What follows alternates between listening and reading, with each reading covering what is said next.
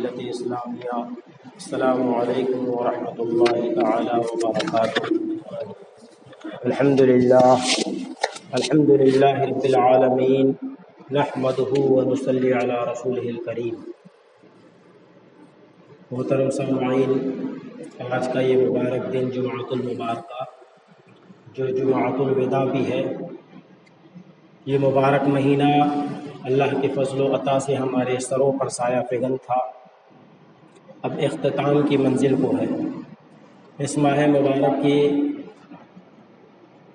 انتہائی تاریخ، آخری تاریخ کی جو فضیلتیں، عظمتیں، بزرگی و برتری ہے، اور آنے والا دن عید الفطر کا جو دن ہے، اس پر لب کشائی سے قبل ضروری سمجھتا ہوں کہ نبی والے نبی کی بارگاہ میں جی لگا کر ہدیہ درود پیش کر لیا جائے۔ پڑھیں بآواز بلند، اللہم صلی علی سیدنا و مولانا محمد معدن الجود والکرم وآلہ الکرام وابنہ الکریم وبارک وسلم۔ صلاۃ و سلام علیک یا سیدی یا رسول اللہ صلی اللہ تعالی علیہ وسلم۔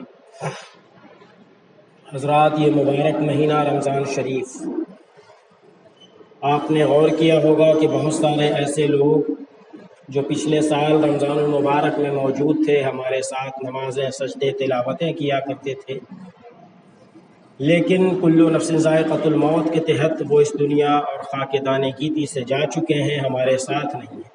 پھر بہت سارے ایسے لوگ بھی آپ نے دیکھے جو اس مہینے کے چند دنوں تک تو ہمارے ساتھ تھے، اور چند دنوں کے بعد پھر ان کی موت کا وقت قریب آیا اور وہ اللہ کو پیارے ہو گئے۔ تو الغرض یہ کہ یہ مبارک مہینہ آئندہ سال ہماری زندگی میں آئے نہ آئے، اس کی کوئی گارنٹی نہیں، لہٰذا آج کی جو مقدس رات ہے، یہ بڑی مبارک رات ہے۔ رمضان المبارک کی جو آخری رات ہوا کرتی ہے، آقا کریم صلی اللہ تعالی علیہ وسلم نے ارشاد فرمایا کہ رمضان کا چاند نمودار ہوتے ہی ہر رات 60,000 گنہگار بخشے جاتے ہیں، اور ان 29-30 دنوں میں جتنے گنہگار بخشے جاتے ہیں وہ تمام کے تمام کیلکولیٹ کر کے رمضان المبارک کی آخری رات میں بھی بخشے جاتے ہیں۔ تو اللہ سے دعا ہے کہ ہم تمام لوگوں کا شمار ان بخشندہ حضرات میں اللہ شمار فرما دے۔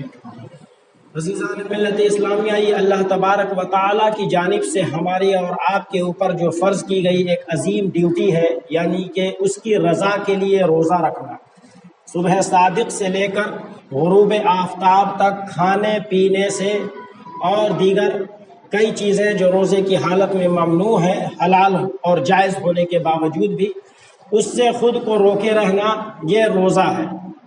روزہ جب بندہ رکھ لیتا ہے، ایک مہینے کے فرض جو حکم نازل ہوئے ہیں ہمارے اوپر، جس کی ادائیگی ہمارے اوپر لازم ہے، فرض ہے، جب ہم اس کی ادائیگی کرتے ہیں تو اللہ تبارک و تعالیٰ کی طرف سے بندوں کے لیے دعوتیں عام ہوا کرتی ہے۔ عید کی شکل میں اللہ تبارک و تعالیٰ نے اپنے بندوں کو دعوت عنایت فرمایا ہے کہ وہ عید کے دن اپنی حیثیت کے مطابق اچھے کھانے پکائیں، خود بھی کھائیں، اپنے رشتہ داروں کو بھی کھلائیں، پڑوس اور محلے داروں کو بھی کھلائیں۔ یہ اللہ تبارک و تعالیٰ کی جانب سے خوشی منانے کا اور دعوت کا دن ہے۔ دوسری جانب ہمیں اس دن کی جو شروعات ہو رہی ہے وہ کیسے ہو رہی ہے؟ اللہ کے پیارے حبیب صلی اللہ تعالی علیہ وسلم نے عید کا دن گزارنے کا جو حکم فرمایا وہ کس طریقے سے فرمایا؟ بعد نماز فجر آپ چاہیں تو تھوڑی دیر آرام کریں، یا دیگر اطراف میں ایسا ہوتا ہے کہ طلوع آفتاب کے بعد ہی جو ہے فوراً عید الفطر یا عید الاضحیٰ کی نماز ہوا کرتی ہے۔ گلف کنٹریز میں آج بھی یہ سسٹم ہے کہ لوگ فجر کی نماز فجر کے ہی وقت مکمل تیار ہو کر غسل کر کے، جو بھی آقا کریم صلی اللہ تعالی علیہ وسلم کی سنت مبارکہ سے ثابت ہے، یعنی کہ عید الفطر کے دن ناخن تراشنا، بال تراشنا، خط کروانا، یعنی جو لوگ داڑھی رکھے ہیں اوپر کا حصہ جو ہوتا ہے اس کو صاف کرنا، خط کرنا کہتے ہیں، سرما لگانا، غسل کرنا، اچھے کپڑے پہننا، یہ تمام چیزیں اللہ کے پیارے حبیب صلی اللہ تعالی علیہ وسلم کی سنت سے ثابت ہے۔ آقا کریم صلی اللہ تعالی علیہ وسلم نے فرمایا کہ عید کے دن اگر تمہیں اللہ نے یہ استطاعت دی ہے کہ نئے کپڑے ملبوس کر سکو، پہن سکو، تو نئے کپڑے بناؤ، ورنہ پھر جو تمہارے پاس اچھے ہیں کپڑے انہیں صاف ستھرے دھل کر انہیں پہنا جائے۔ تو بعض مقامات پر یہ سسٹم ہے کہ فجر کی نماز میں ہی لوگ مکمل تیار ہو کے شامل ہوتے ہیں اور اس کے بعد اس جگہ پر بیٹھے رہتے ہیں. طلوع آفتاب کے بعد عید الفطر یا عید الاضحیٰ کی نماز ہوتی ہے. ہمارے یہاں سسٹم ہے کہ 2-3 گھنٹے کی گیپنگ مل جاتی ہے. فجر کی نماز مثلاً اگر 5 بجے ہو رہی ہے تو کہیں 7 بجے نماز ہے، کہیں 7:30 بجے، کہیں 8 بجے. تو یہ 2-3 گھنٹے کی گیپنگ ہے. بہتر یہ ہے کہ اس کو تلاوت میں اور اس میں ذکر و اذکار میں گزارا جائے. لیکن جب ہم عیدگاہ کی طرف آئیں، یعنی نماز عید الفطر ادا کرنے کے لیے آئیں، تو اس سے قبل ان تمام سنتوں کا اہتمام کر لیں. جیسا کہ میں نے عرض کیا کہ آقا کریم صلی اللہ تعالی علیہ وسلم کا ارشاد گرامی ہے کہ ناخن تراش لیے جائیں، زلفیں جو ہیں تراش لی جائیں، مونچھیں پست کر لی جائیں. اس طریقے کی جو بھی سنتیں ہیں، غسل کرنا، صاف کپڑے یا نئے کپڑے پہننا، پھر مسجد کی طرف رواں دواں ہو جانا، الحمدللہ کہتے ہوئے اللہ تبارک و تعالیٰ کی تسبیح بیان کرتے ہوئے اللہ اکبر لا الہ الا اللہ واللہ اکبر اللہ اکبر وللہ الحمد، یہ کہتے ہوئے اپنے گھر سے مسجد آنے تک اسی کا ورد کرتے ہوئے چلیں. اور مسجد میں پھر نماز ادا کرنے کے بعد ایک دوسرے سے معانقہ یعنی گلے ملا جاتا ہے، مصافحہ ہاتھ ملایا جاتا ہے. پھر آقا کریم صلی اللہ تعالی علیہ وسلم نے فرمایا کہ جس راستے سے آئے ہو اس کے دوسرے راستے سے واپس ہو جاؤ. اس کے پیچھے جو حکمت ہے وہ یہ ہے کہ آج یہ مسرت و شادمانی کا دن ہے. ہمیں نگاہیں چاری طرف دیکھتے ہوئے جانا ہے کہ کون ایسا گھر ہے جہاں آج اس خوشی کے دن بھی بہت سارے ایسے لوگ ہیں جو نئے لباس پہننے سے محروم ہیں، جو اچھا کھانا پکانے سے محروم ہیں. تو ان کی ضرورتوں کو بھی پورا کرنا ہماری اور آپ کی اہم ذمہ داری ہے. کس قدر بھائی چارگی، آپسی محبت، اتفاق اور مساوات کا یہ درس دیتا ہے ہمارا اسلام کہ اللہ تبارک و تعالیٰ نے جب فرض روزے ادا کر لینے کے بعد ہمیں جب جشن منانے کا، خوشی منانے کا موقع عید کی شکل میں جب دیا، تو عید کی شکل میں جو موقع ہمیں دیا ہے تو اس وقت بھی غریبوں کو فراموش نہیں کیا ہے. ہم گھر سے نکلتے ہیں، مسجد پہنچتے ہیں، مسجد پہنچنے کے بعد صف بندی ہوتی ہے. صف بندی میں ایسا نہیں ہے کہ امیر جو صاحب ثروت لوگ ہیں، لاکھ پتی جو ہیں وہ پہلے ہوں گے، اس کے بعد میں ہوں گے، اس کے بعد ایسا نہیں ہے. اللہ تبارک و تعالیٰ نے کس قدر آقا کریم نے اخوت و مساوات و بھائی چارگی کا درس دیا ہے. پھر اس کے بعد ہمیں کیٹیگرائز بھی نہیں کیا گیا کہ برادری وائز بھی ہمیں نہیں کیا گیا کہ برادری والے فلاں برادری والے آگے اس کے بعد والے ایسے، اس طریقے سے نہیں. تو پتہ یہ چلا کہ جب ہم اللہ رب العزت کے گھر میں پہنچنے کے بعد رنگ، نسل، امیری، غریبی، ساری چیزوں کے بھید بھاؤ کو ختم کر دیتے ہیں، تو پھر ہم اس اللہ کے گھر سے باہر نکلنے کے بعد اس طریقے کے خرافات میں کیوں کر پڑ جاتے ہیں. عزیزان ملت اسلامیہ، یہ مبارک مہینہ رمضان آیا ہے ہمیں متقی بنانے کے لیے، ہمیں پرہیزگار بنانے کے لیے. اگر ہم نے اس مہینے میں اللہ کے فضل و عطا سے جھوٹ بولنے سے پرہیز کیا ہے، گناہوں کے کاموں سے پرہیز کیا ہے اور برائیوں سے پرہیز کیا ہے، تو ہمیں چاہیے کہ رمضان المبارک گزر جانے کے بعد بھی ہم برائیوں سے، جھوٹ سے اور دیگر خرافات سے بچتے رہیں. اور اگر ہم نے اس مہینے میں بڑھ چڑھ کر عبادتیں کی ہیں، تلاوتیں کی ہیں، ریاضتیں کی ہیں، ذکر و اذکار کیے ہیں، تو ہمیں چاہیے کہ رمضان المبارک کے گزر جانے کے بعد بھی اسی طریقے سے نمازوں کی پابندی کو رکھیں. قرآن مقدس جس کو ہم نے سال بھر طاق پہ رکھا ہوا تھا اور صرف رمضان میں اٹھایا تھا، تو ہمیں چاہیے کہ اس رمضان سے ہم سیکھ حاصل کریں، اپنے اندر چینجز لائیں، بدلاؤ لائیں، تبدیلی لائیں، کہ ہم اس مقدس کلام کو سال میں ایک بار نہیں بلکہ ہر روز اٹھائیں. ایک ہی پیج صحیح، ایک ہی پیج پڑھیں، 2 پیج ہو سکے 2 پیج پڑھیں، لیکن اللہ کی رضا کے لیے ہمیں چاہیے کہ ہر روز کلام مقدس کی تلاوت کریں اور نماز پنجگانہ جو ہم پر فرض کی گئی ہیں ان کی ادائیگی بھی کما حقہ ادا کرنے کی کوشش کرتے رہیں.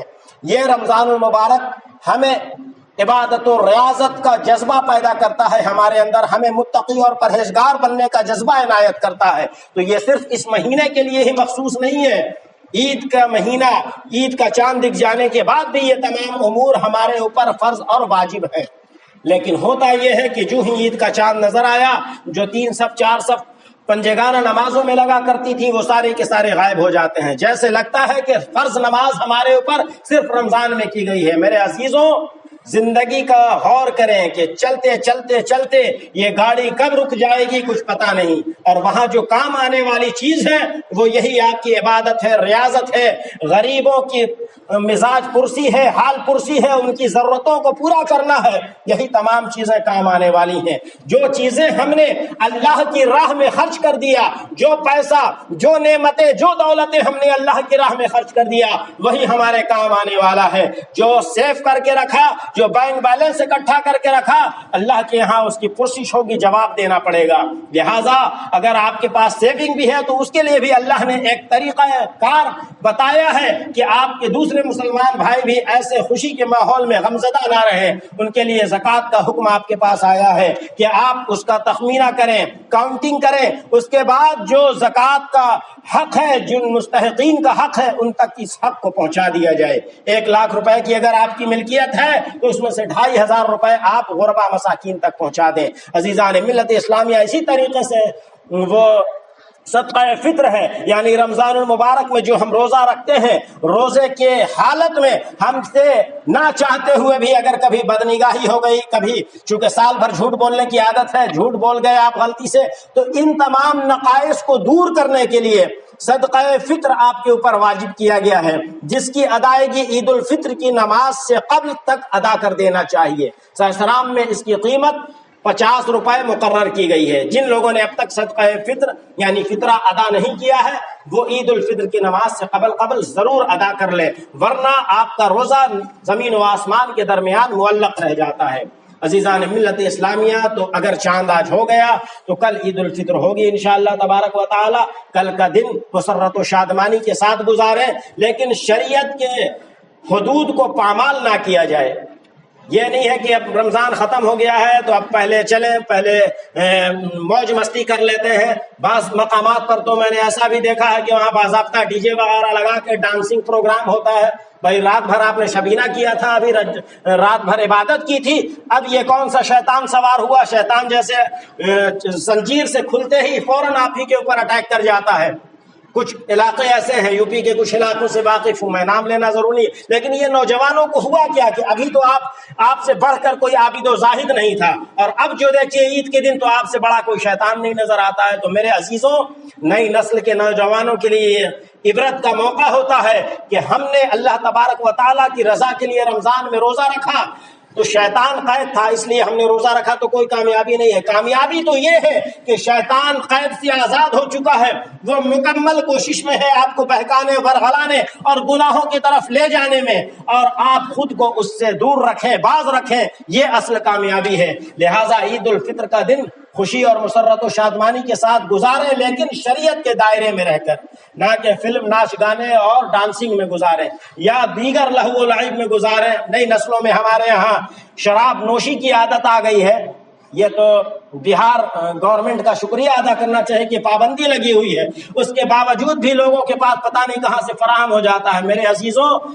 آپ اللہ و رسول کے ماننے والے ہیں، اس بدترین چیز سے اپنے آپ کو دور رکھیں۔ ایسے لوگ جو آپ کو اس کے پینے کی دعوت دیتے ہیں، آپ ان سے قطع تعلق کر لیں، آپ کا ان سے چاہے جتنا بڑا کام نکل رہا ہو، آپ ان سے سارے کام کا تعلق، سارا رشتہ توڑ دیں، لیکن اس کی وجہ سے ان سے رشتہ جوڑے رکھنا یہ آپ کے لیے ہلاکت کا باعث ہے، دنیا میں بھی اور آخرت میں بھی، چونکہ اللہ کے پیارے حبیب صلی اللہ تعالیٰ علیہ وسلم نے شراب کو ام الخبائث بتایا ہے، تمام برائیوں کی جڑ، تمام برائیوں کی ماں بتایا ہے۔ لہٰذا عزیزان ملت اسلامیہ، اللہ سے دعا ہے کہ آج کی اس مقدس رات جو رمضان المبارک کی آخری رات ہوگی، اللہ تبارک و تعالی آج جو بخشنے والا ہے گناہگاروں کو، ان بخشے ہوئے میں ہمارا بھی شمار فرما دے، اور اس سے دعا ہے کہ خیر و عافیت کے ساتھ سال گزرے اور پھر سے ہمیں اور آپ کو مبارک مہینہ رمضان المبارک عطا فرمائے، کیونکہ یہ وہ مبارک مہینہ ہے جس کی پانے کی آرزو، تمنا، دعا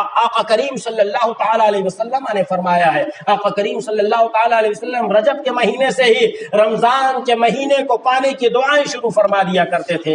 لہٰذا اللہ سے دعا ہے کہ ہم تمام لوگوں کو اس ماہ مبارک کی رحمتیں، برکتیں عطا فرمائے، اور دنیا میں جب تک رکھے ایمان پہ رکھے، ایمان ہی پہ خاتمہ پھر خیر عطا فرمائے۔ وآخر دعوانا الحمدللہ رب العالمین۔ جن کی سنتیں باقی ہیں سنت پڑھ لیجئے، سب درست پڑھ لیجئے۔